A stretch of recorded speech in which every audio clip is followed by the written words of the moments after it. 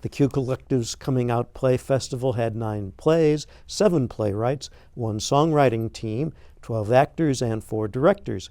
Discussing all of them in the brief time available will require lumping contributors together, but that's okay because the quality of the contributions was uniformly high. The same praise applies to everyone. The creators all provided varied, absorbing takes on the topic of coming out.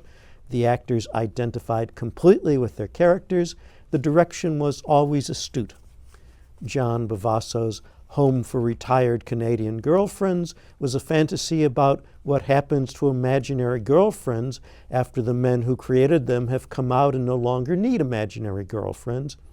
In Michael Piscaturo's Catching Lemons, a young man is distraught about coming out to his grandmother, even though she is far past the point of understanding what is told to her. Amber Palmer's Baby Dyke Whisperer takes place in a movie theater's projection booth. The projectionist is very experienced at dating women she calls baby dykes because they are new to same-sex relationships. Her date in the play is just such a woman. Things don't go as either planned. Martha Patterson's Like Summer on the Beach is a monologue spoken at a support group by a woman who is very glad to have the support. Her story is about coming out with a vengeance at a club where she dumps her abusive boyfriend for a new friend who isn't a boy. 2 lesbian couples are conducting a seance in The Man in the Lavender Suit by Irene L. Pinn. When one woman comes out as bisexual, the reaction is less than tolerant. Then the action takes a supernatural turn.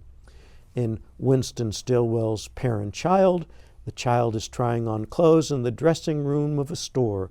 When the parent tells the child to just come out, the coming out is not what the parent had in mind.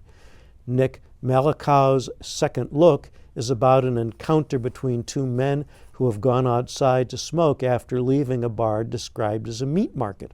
One of the men has a highly sensitive sense of smell for a reason that is eventually revealed. This unusual courtship reaches a nice conclusion. Charlie Meyer's Neshama is about Sam, who is about to have her bat mitzvah, the Jewish ceremony in which she will become a woman. She isn't sure, however, if she wants to become a woman. That Perfect Kiss has music by Holly Barber and lyrics by Lee Emke. The sung-through piece is a retelling of the Cinderella story in which the title character and the prince realize that traditional gender roles don't work for them. The excellent cast included Rachel Bailey, Holly Connor, Lauren Dobbs, Lillian Claire Dodenhoff, Carmen Garcia, Matthew Kozlarek, George Napper, Jennifer Perez, Cameron Pill, Sarah Ratcliffe, Kevin Urde, and Ron Weiss. The Admiral direction was by Ashley Downs, Darius Varner, Janine Norman, and Sean Michael.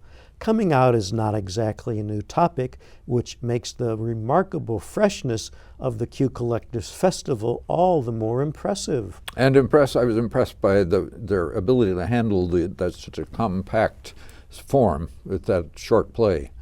And there's music. Let's hear some of it. You want that perfect kiss, a love connection, a spark that burns with genuine affection. Want our lives to be filled with laughter, with merry trials, and happily ever after.